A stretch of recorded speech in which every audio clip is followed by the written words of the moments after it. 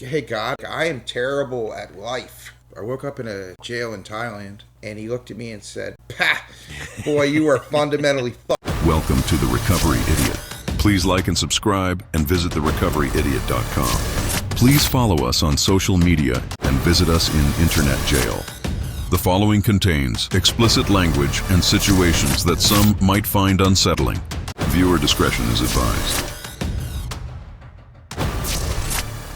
I just want to say how refreshing it is to be able to talk about a certain person and somebody know who we're talking about. For some reason, I know I'm not supposed to let it irritate me, but it's like you were one of me. You were my friend. You followed me everywhere, and then you just switched like that. And now we got nothing to do with each other. In the book, it talks about more will be revealed, right? And like your true friends, whatever it is, work themselves out. I thought when I was drinking and drugging, the friends that I ran with were like my lifelong friends. However, I was serving them and they were serving me in one way or the other. This other side of it, I'm serving God, and yeah, man, it's constantly more is being revealed. It's amazing. It's like when you're in jail and need to call your boys that were with you doing dirt, and then they don't answer and they don't come to visit. Luckily, because of the military, I never went to jail. Oh, you missed out on some great times. I never had the pleasure of jail, prison. I would get put in a holding cell, and they'd make a couple phone calls, and I would be released to the Army, and I'd go on my way. And it was a blessing and a curse, let's just put it that way, because it got so out of hand. If you have no consequences, what's the reason to stop sometimes? Well, that's it, right? Like, I don't see any consequences of what's going on because I'm good at my job and I show up. However, I show up drunk, and like I still outperform 99% of the people that like I'm working with, regardless of me being hungover or intoxicated at work. And I see that a lot in alcoholics and addicts. They're very hard workers. When they're on, they're on. However, when they're off, it's like everything burning the bridge down. Like it is. That's a good thing about working in construction. And air conditioning. Like I can be high, hungover, dope sick, whatever. I still have more of a brain than the other people who showed up. I can continue this. I get away with it. It seems to work until it doesn't work, and then let's try moving or let's try something different, because I'll be able to control that for 3 months to 6 months until it spins out of control. That crazy cycle of moving places or changing substances or whatever it looks like, because alcohol is the problem. So like let's smoke weed. I like to get high. So like weed doesn't work anymore, you know what I mean? So it's crazy, man. Then the next thing you know, oxycodone, heroin, fentanyl, and like I'm overdosing, and it's like, well, I just wanted to get high. I didn't want to get high. You know what I'm saying? Like it's incredible. So one of the things I wanted to start off with, I've known you from the program I'm involved in. You know some people I know very well, and you have one of the best outlooks on life from any human I've known, which is amazing because you have seen the absolute worst that humans are capable of doing to each other. It brings everything into more of a picture of the type of person you are and how your faith has got you through living. But before you got to all those things, the program, the rooms, and all that stuff, where are you from? Where'd you grow up? I grew up right outside of Baltimore, Carroll County. It's northwest of Baltimore County. My childhood, from all aspects, I never went without. My mother was doing both jobs and trying to find her way, and we moved a lot. I never felt comfortable in my own skin when I was a kid. I look at now the ism part of the alcoholism. I wasn't good enough no matter what I did, that kind of stuff. I always searched for outside validation of stuff, whether it be like if I do good enough in my grades, then maybe my home life will be okay, or like I could tell the way that people's moods were by like the way that they walked, because I was so insightful into they're pissed off or angry about whatever it is, whether it be my stepdad or my mom or my dad or whatever it is. And I walked on eggshells as a kid, but like none of that shit makes me an alcoholic. Like regardless of the bad stuff and all of that stuff, that doesn't make me an alcoholic. Like the way I think, feel, and process emotions, and the way I look at life makes me an alcoholic, because it's wrong, it's flawed. It's been flawed before I drank alcohol. It's still flawed today, because that ism part of this thing centers in my mind. You said like I have one of the most positive outlooks. Currently going through congestive heart failure. My heart's operating at 10% as a result of an injury in Iraq. I don't know, I'm so grateful for the program connecting me with God. When I say God, because this isn't AA or this isn't another program or whatever it is. No, it's God, Jesus, and the Holy Spirit, and the big book calls it God consciousness. We call it the Holy Spirit. And like that connection that was built as a result of the 12 steps has allowed me to deal with family members dying, girlfriends coming and going, this heart condition that's going on. And like the last 4 months have not been easy by any means. I've spent 62 days in the last 4 months since Christmas dealing with thoracic cardiovascular surgeons, essentially assessing me and doing procedures without the connection to a higher power in the beginning of this and it developing into what it is. I would not have the faith to deal with what I'm currently going through or my outlook, because it's a lot. It sucks. However, like, what can I control in this? I can control my outlook on life, my positivity, I can control what I eat. I have to quit smoking. Those are the only variables that I can control. I can't crack my chest, fix it. They can't crack my chest and fix it. And I have to trust the plan. It's the true definition of faith. I can't see it, touch it, or feel it. However, I know it exists because I'm getting through what I'm getting through currently, regardless of people having better operation of their heart and being bedridden, pissing and shitting themselves. And here I'm up walking and playing volleyball and like coming to meetings and going out to dinner for my good friends' birthdays, and like I show up for life today, and like that's not anything I did. That is all God. Because if I could do it myself, I would have done it before I came into AA, or I would have done it before I came into DAA, NA, or any A's involved. If I could have thought my way out of this thing, and like I could have worked it out myself, I would not go to meetings. I would not do the 12 steps. I would not work them. I would not work the program of AA, the programs, the spiritual principles behind the steps, and I would not incorporate them in my life because I could figure it out. And like, it's almost ironic that it took me overdosing several times to admit defeat. Why couldn't I figure out when it went from oxycodone to heroin to fentanyl? The trajectory of where I'm going is not good. There's not a huge success rate. There's not a good turnout for people that choose to shoot drugs into their veins. Typically doesn't end well. They don't have a good life. However, I think I'm different, and let's run it. And I'm grateful that it took me to the places that it did, that I was so willing to do this. The book talks about the desperation of a drowning man. And like, I am so grateful that I was so desperate when I came in, because I had just this smallest little inclination of hope that it might work. I wasn't sure. However, I had this inclination. I just thought that if I did these things, maybe the possibility of it would work. And it did. And now 2.5 years later, from not being able to make it more than 3 days without overdosing and being Narcan, hit with adrenaline, shocked back to life, by all purposes, I have a really good life. And that's regardless of the heart condition, regardless of people dying, regardless of people coming and going, regardless of what happens in everyday life. Now, that being said, that way of thinking that I was talking about, it still pops up. Like lately, I just had to do another 4th step, because it's like, regardless of what I do, it always goes to shit. Well, that's a core belief that I've had since I was a kid. Regardless of how well I do, regardless of how good I treat people, stuff turns bad. And like,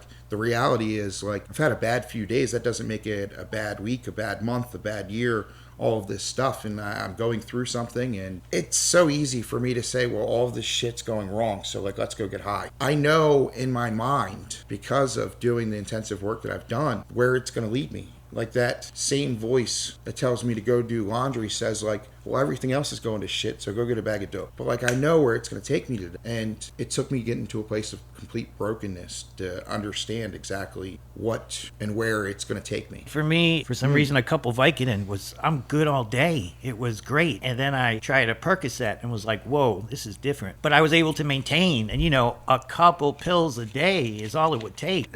The good old days. But I crossed the line and did this new stuff that they said was very safe, called OxyContin. Yeah. And once I put that in me, things changed. It was no longer one pill would last a day. It became a massive amount of doing an 80, doing 280s, having to do them every day. It just became unsustainable. Even when I was getting good scripts, it was still never enough. Yeah. You're an opiate person like Yes. myself. How did you start, and when did it spiral out of control like it always does? I had a bad injury in 2011 and from the Army. I was prescribed oxycodone and OxyContin. The oxycodone was for breakthrough pain. The OxyContin, I took it twice a day. In the beginning, I didn't even take it as prescribed. Over many years, it developed into something that you were talking about. I could not get enough. I was buying them off the streets. Then all the laws changed in 2016, 17, and I was getting hundreds and hundreds of them a month. Same thing, OxyContin obviously was off the market, but they were giving me 30s. They were giving me like 360 30s and Jesus.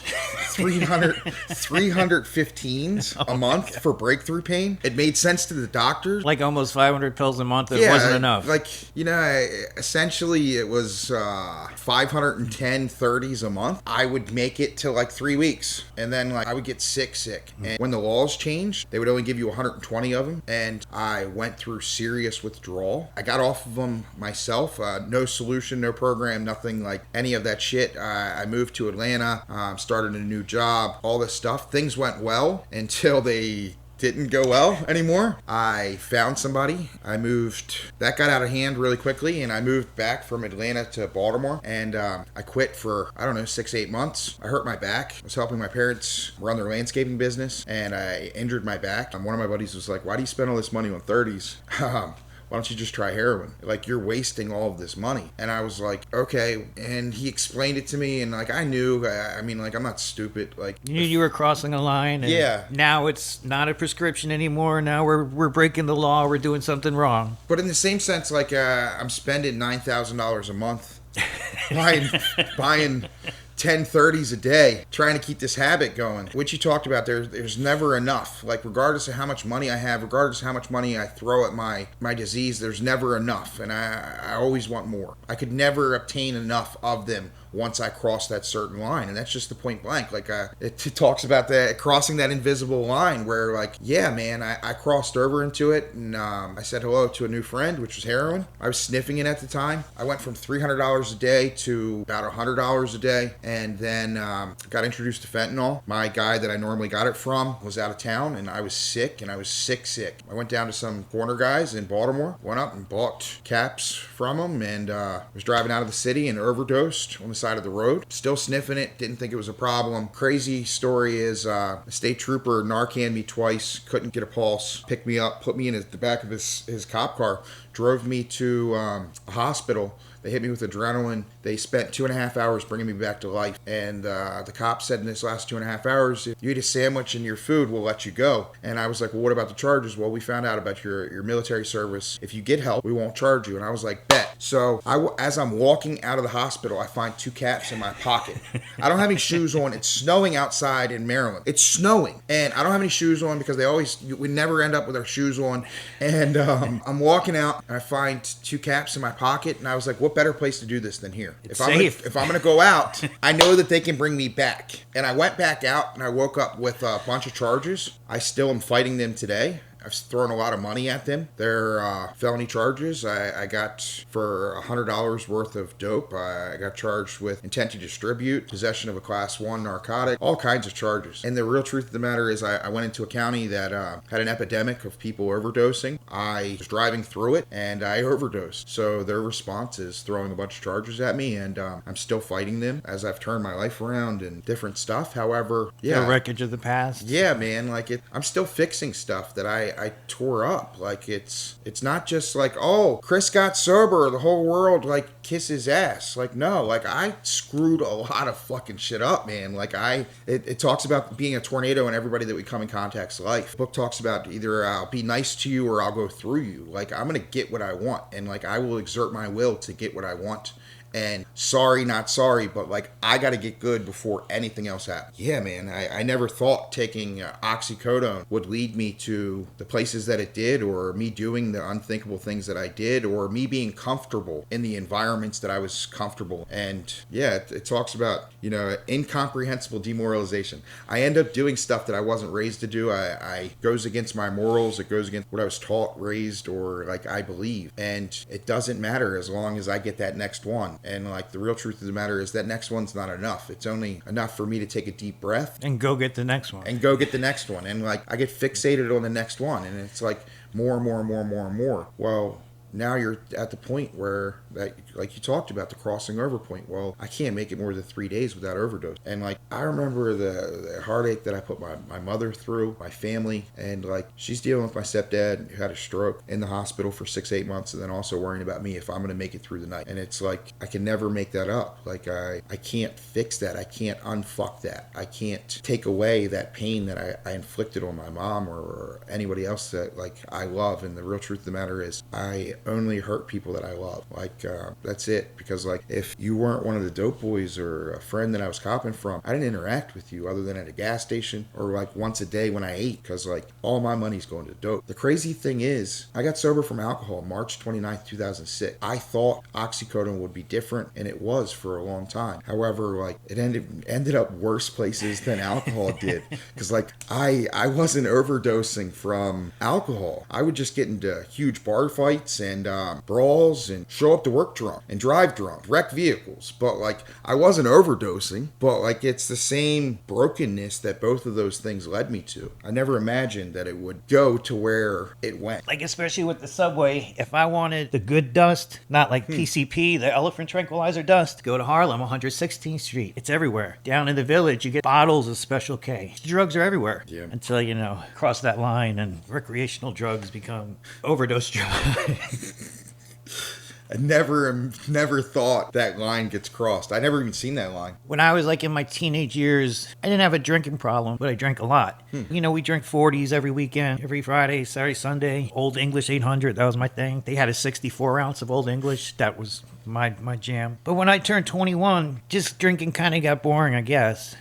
And I told people, well, now that it's legal, I don't want to do it. I'm going to do other stuff. But the truth was, this weird thing happened. Every time I would drink, I get this weird feeling in me that, like, I needed more. And my friends would be finishing their one beer that they're nursing all night. And I'm thinking, like, why are they not breaking out more? Like, why are we not going and getting another 40? It was this weird feeling in me that drove me crazy. So I stopped drinking because of it. It wasn't until 20-something years later, I found out about the allergic reaction and the mental obsession and all that stuff. But I was able to successfully quit drinking and never look back. Why did you have to stop drinking in 2006? The Army basically got tired of me showing up to work drunk. I had a situation where I had to pick somebody up that was high ranking, and we were on General Order Number 1, which means you're not allowed to drink. We were getting ready to go to war with North Korea. I was on the DMZ. I had to pick somebody up from the airport. However, I'd been drinking for a day and a half prior to picking him up because I found out that we weren't going to war.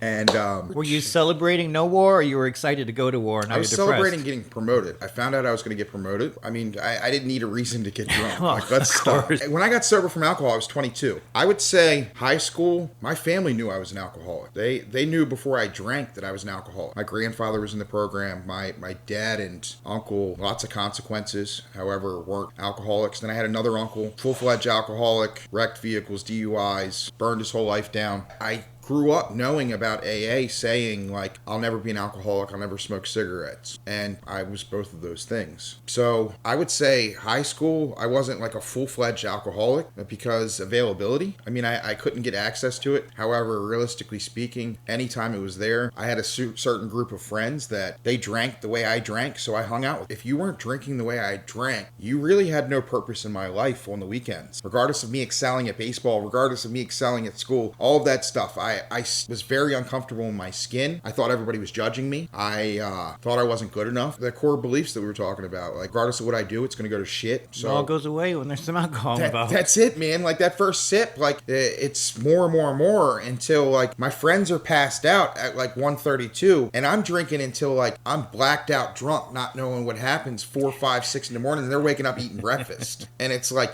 hey, we got stuff to do, and, like, I'm hungover as shit between... Uh-oh. Well, that means she's home. Anyway, so it's 2006. I find out that we're not going to war with North Korea. We had been on the DMZ quite some time during the regime change when it went from Kim Jong-il to Kim Jong-un or whatever it was, vice versa. I found out I was getting promoted, and I went back to Seoul where I live, and I was drinking for a day and a half. I was supposed to be at the airport at 7 o'clock. I picked somebody up. I went and picked them up. However, again, I'd been drinking for a day and a half. I picked them up, and this colonel, like the loops around the airport, airport. I didn't make it outside of the loop. He said, how did you drive here?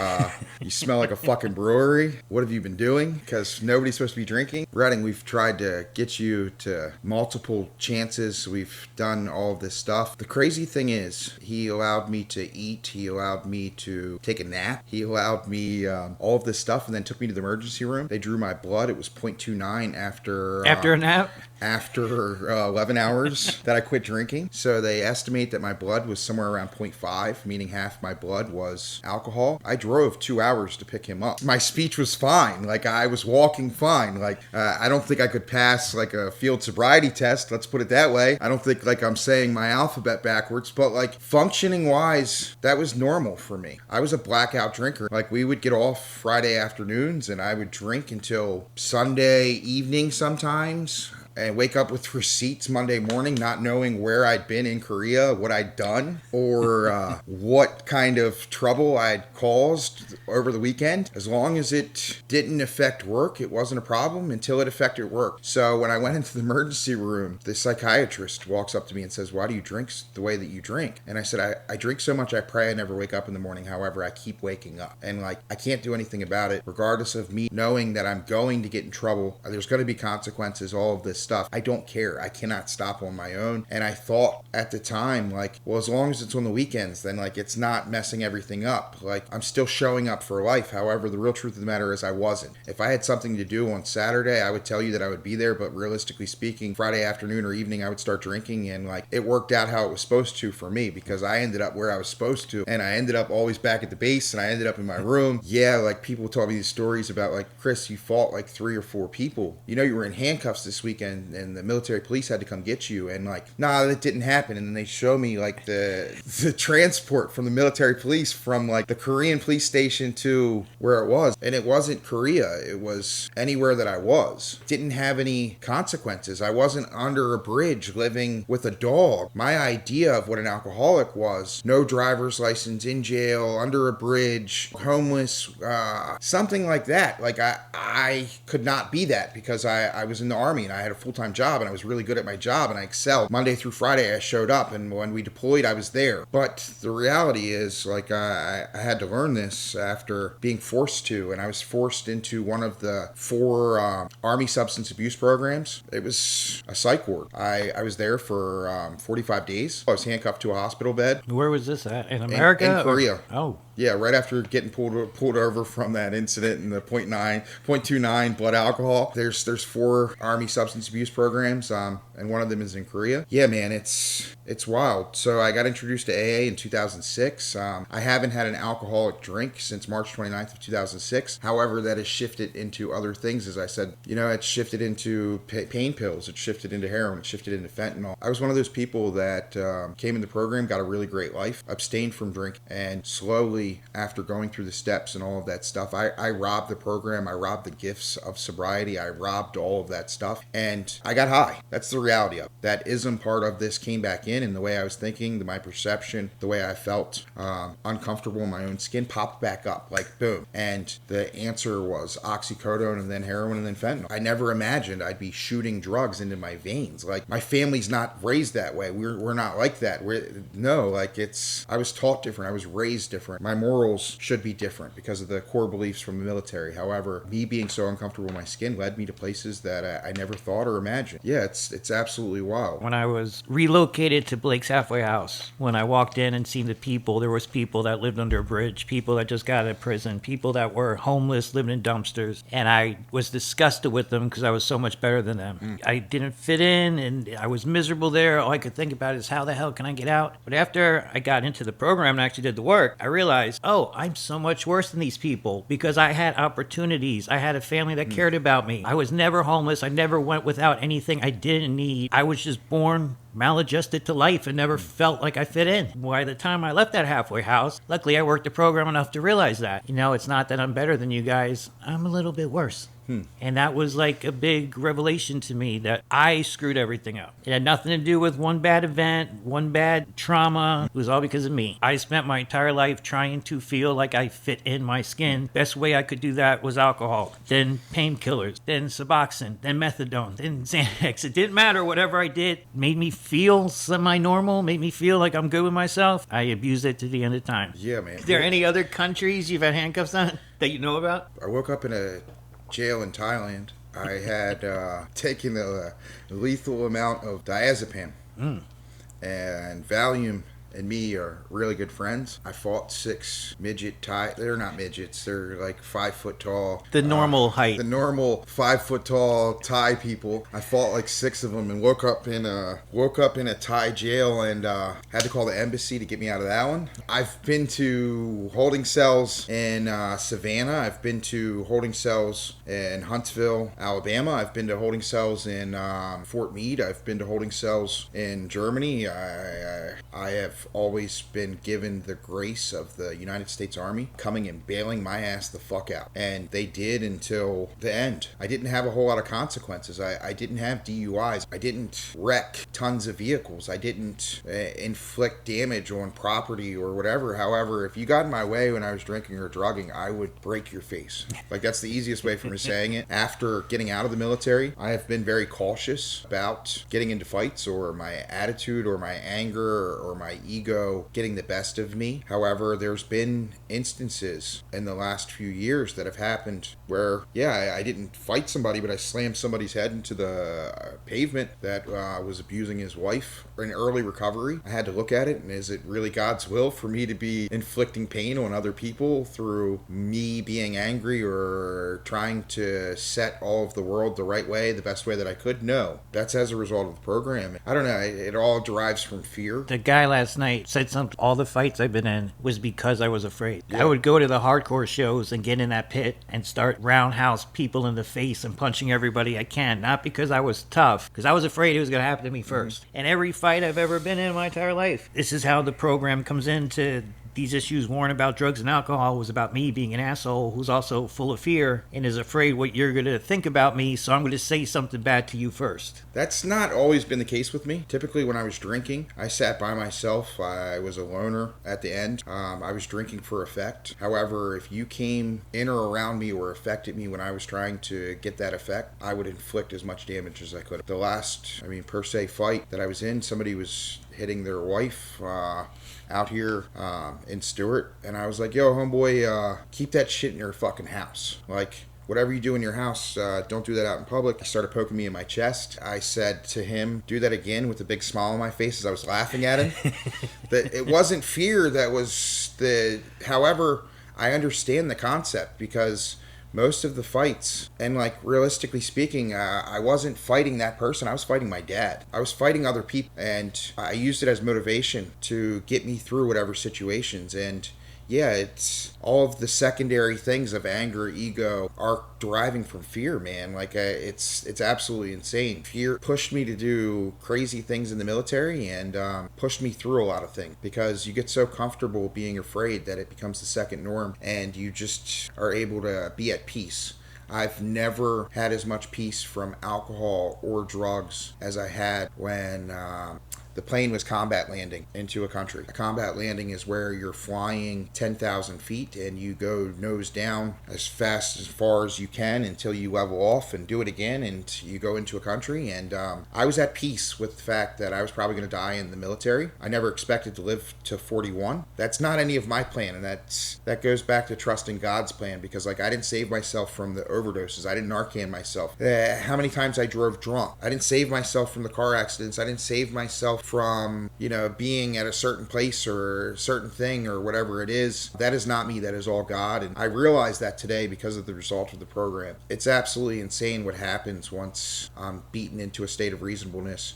That like I can see that like none of that stuff, or even what I'm walking through with my heart, is as a result of me. That is all because of God and Him and the relationship that I have with higher power and God and Jesus and Holy Spirit leading me the right way and compelling me to do the right thing. None of this stuff is my doing, because my doing is to get drunk and high. Again, if I could think my way out of it, or I could manipulate the situation to fit me whatever way it was, so that way my life doesn't look so bad or whatever it is, I would do it. If there's a way to be a successful oxycodone user Yeah. and not burn a life to the ground, who wouldn't do it? Absolutely. If I just had enough money, then I wouldn't have this problem. However, realistically speaking, I ran through tens of hundreds of thousands of dollars trying to chase this comfortability in my own skin that I've only found through working a program. And it took me getting to a place of completely beaten emotionally, not physically speaking, because you can physically beat the shit out of me, and I would just walk through it. But I was at a state where I was emotionally and mentally so broken that I had no choice other than to, the book said, bitterness of our consciousness, plotting out the best way we can with our situation. And I know that I just screwed that up, but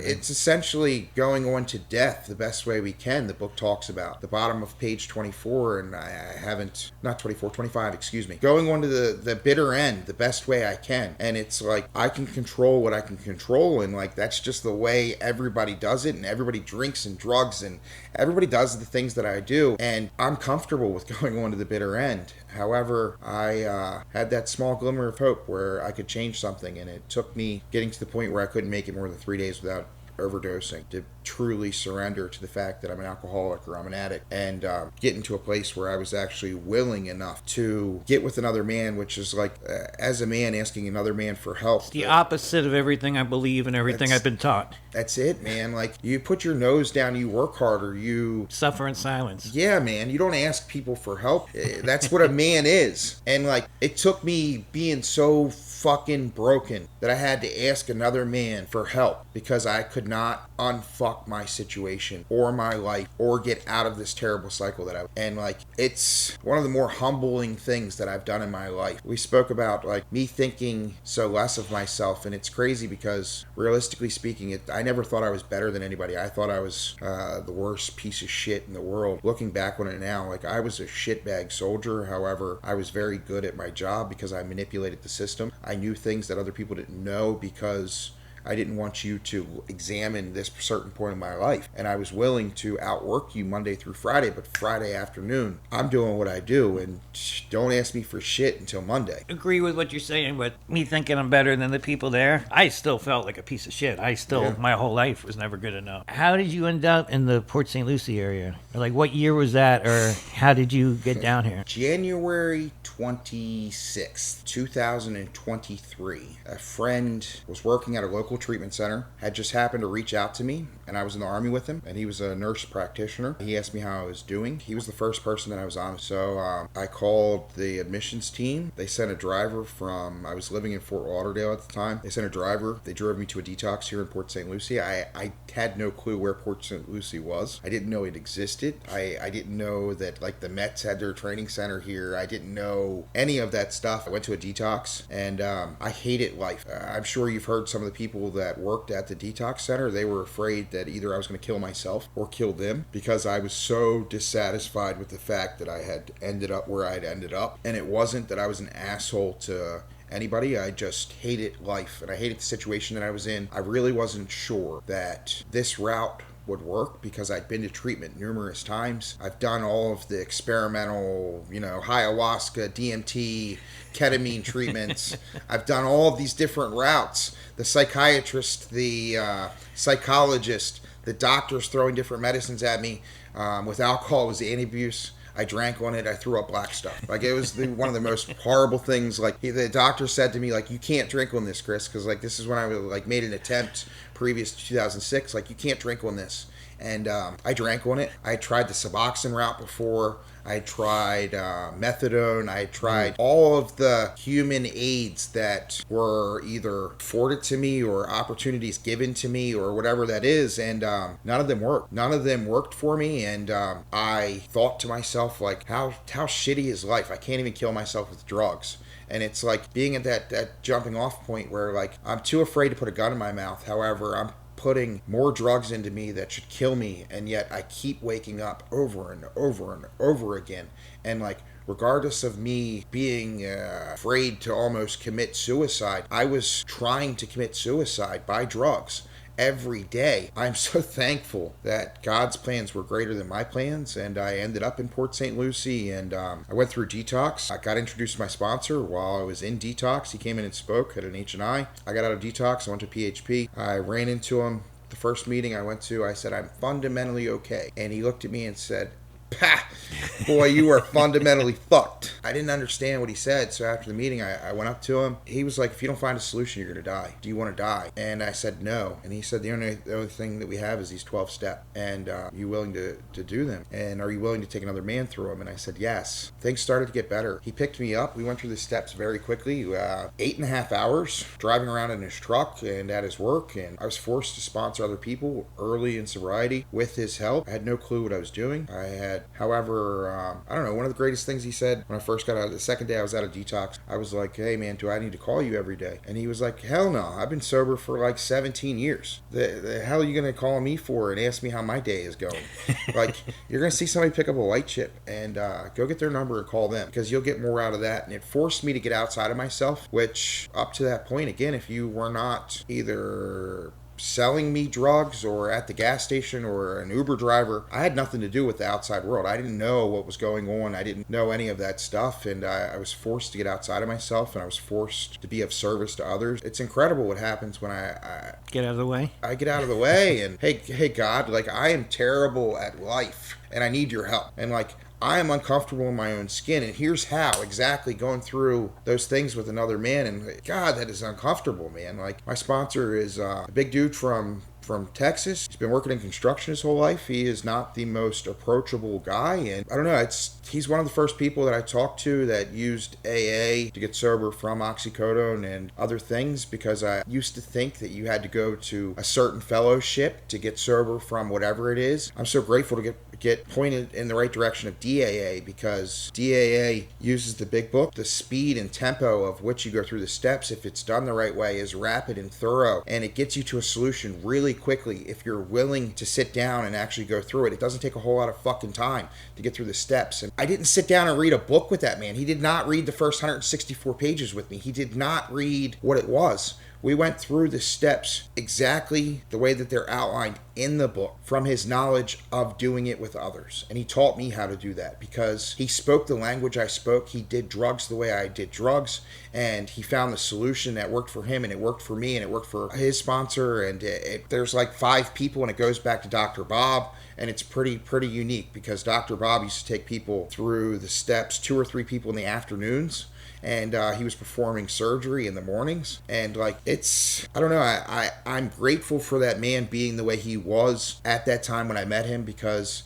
he helped me so much. He's changed a lot since then. I have changed a lot since then. He wasn't a friend in the beginning of this thing. He wasn't inviting me over for dinner.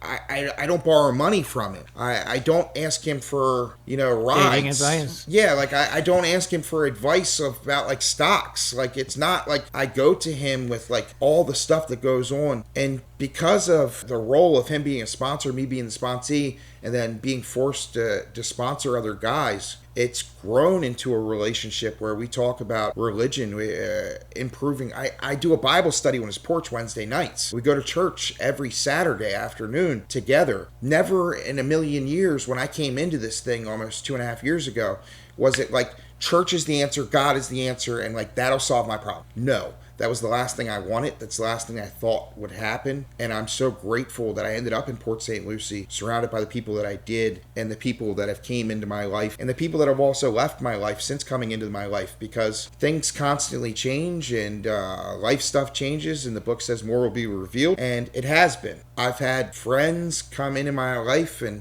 out of my life, and I've grown, I've changed. I'm not the same person I was 2.5 years ago, and it's all as a result of me getting the hell out of the way. Sitting here thinking about how if I had met my sponsor today, it wouldn't have worked. Because the people we were years ago, it lined up here. And now, just like you said, things have changed. A moment in time when the planets lined up. Everything happened for that reason at that moment that could absolutely never fucking happen again. It's absolutely incredible because the journey. Oh, we don't like the word journey. Come on.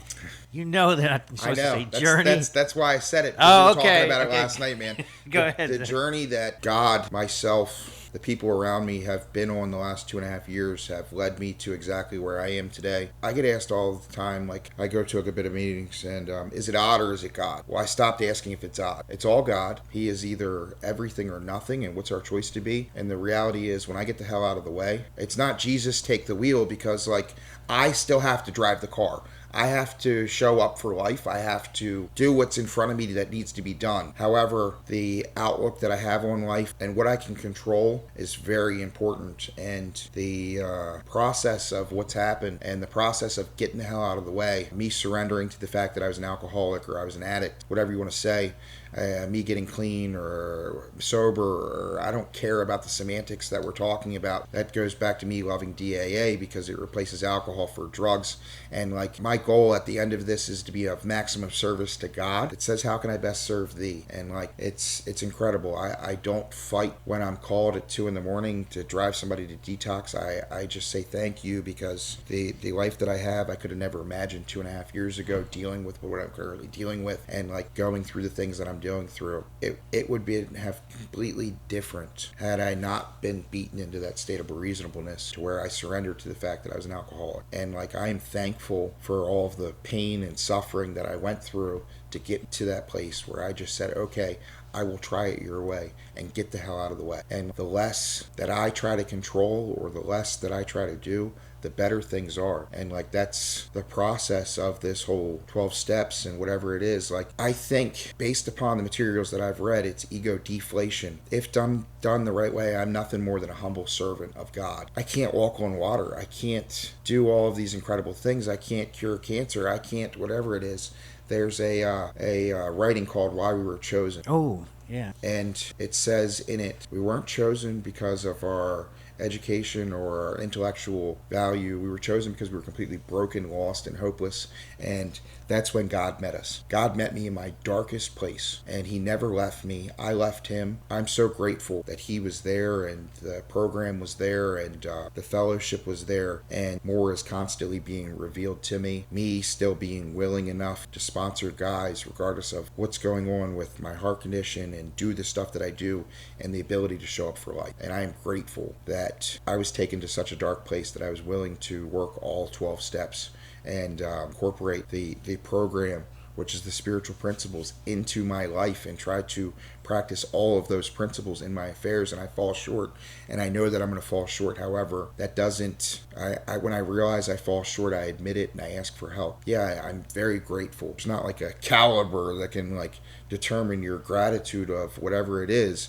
However, I am positively sure that if I did not have the gratitude that I had for the program and the new life that I've been presented, I would be handling the situations that I've handled over the last 2.5 years sober. It's an incredible process or journey, or whichever one you want to say, Leroy. Okay. What you said, though, the process of getting a sponsor, working the steps, turning your life over to God, that's the process. It's when you call that a journey. It's when people say, well, I met a boy, and then, he had some pills, but it's part of my journey. It goes back to the thing of, like, realistically speaking, I have no accountability in that, because it's just part of the journey. Yes. I don't have to be accountable to anyone else, and I can still do what I want. I can relapse. I can get kicked out of the halfway house. I can do all this just because it's part of the my journey. That's it.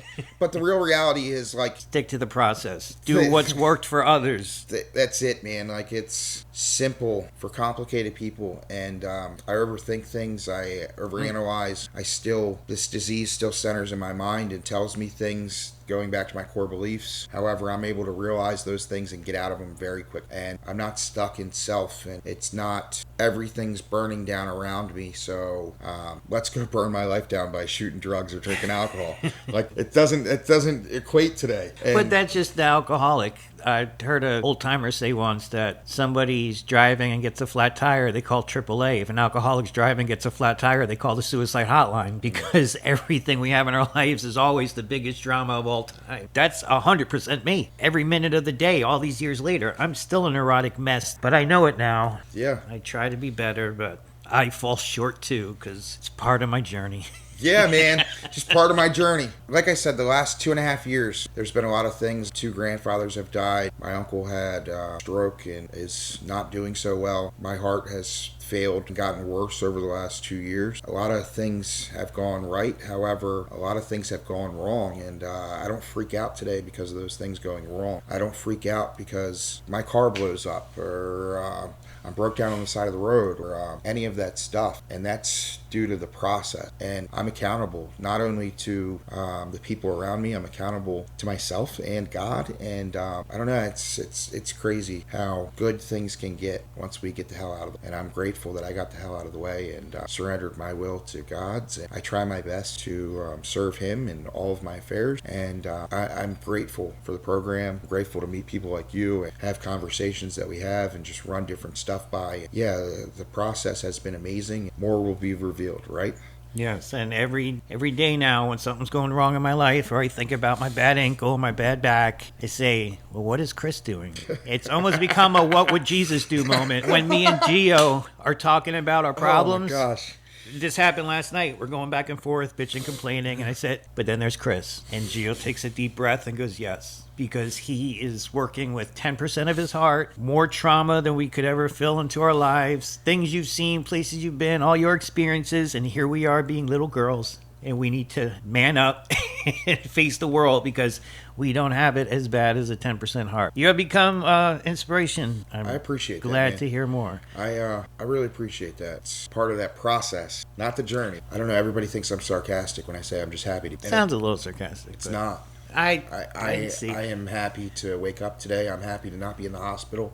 I'm happy to be in Port Salerno or Stewart or wherever we are or wherever it is. I'm happy to be here. I'm happy to be sober. I'm grateful to be in Port St. Lucie, people around me. So yeah, I'm happy that as a result of the program and the process, I haven't had to turn to drugs or alcohol the last 2.5 years. Thank you for watching The Recovery Idiot. Don't forget to like and subscribe, and please visit therecoveryidiot.com. Don't forget to follow us on social media. Free shirts for boob pics. If you're ever in a Thailand jail, ask to meet a ladyboy.